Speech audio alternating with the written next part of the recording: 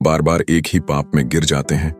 आप खुद से कहते हैं, बस अब नहीं, कल से मैं ये पाप नहीं करूंगा। लेकिन कुछ दिन बाद फिर वही गलती, फिर वही कमजोरी, फिर वही पाप। आप सोचते हैं, मैं इतना कमजोर क्यों हूं? क्या मुझे कभी छुटकारा मिलेगा?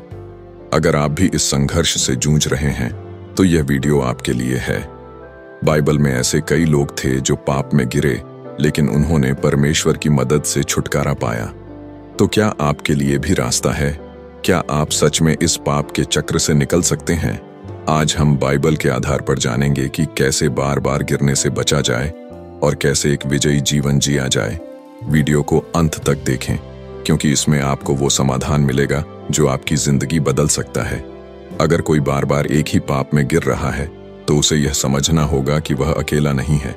बाइबल में कई लोग इस संघर्ष से गुजरे हैं, लेकिन उन्होंने परमेश्वर की मदद से छुटकारा पाया। उदाहरण के लिए, दाऊद जब व्यभिचार और हत्या के पाप में गिरा, 2 शमूएल 11, तो उसने पहले इसे छुपाने की कोशिश की, लेकिन जब नबी नाथान ने उसे ललकारा तो उसने सच्चे दिल से पश्चाताप किया। भजन संहिता 51। परमेश्वर ने उसे क्षमा किया, लेकिन उसे अपने पाप के परिणाम भी भुगतने पड़े।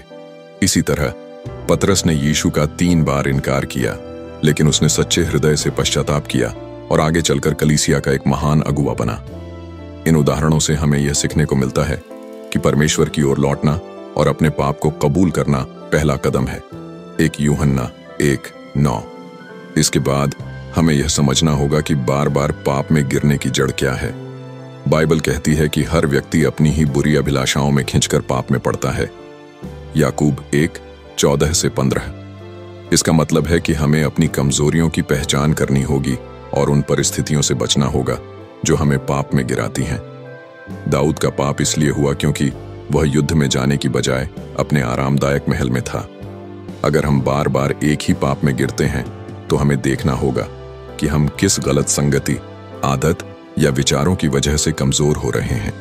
बाइबल स्पष्ट रूप से कहती है कि बुरी संगति अच्छे चरित्र को बिगाड़ देती है। 1 कुरिन्थियों 15:33। इसलिए हमें ऐसी संगति से बचना चाहिए जो हमें गलत दिशा में ले जाती है।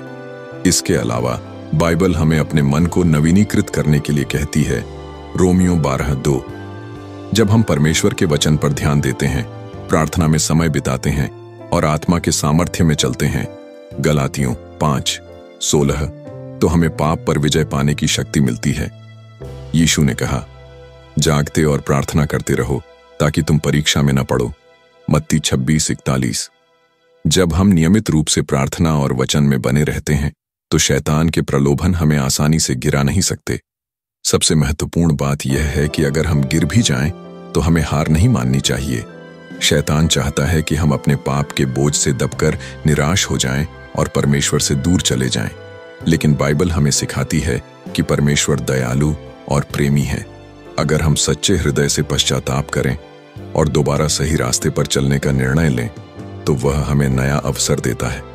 नूह, अब्राहम, मूसा, दाऊद और पतरस, ये सभी कभी न कभी कमजोर पड़े, लेकिन परमेश्वर ने उनका उपयोग किया क्योंकि उन्होंने परमेश्वर के सामने अपने पाप को स्वीकार किया और उससे शक्ति मांगी।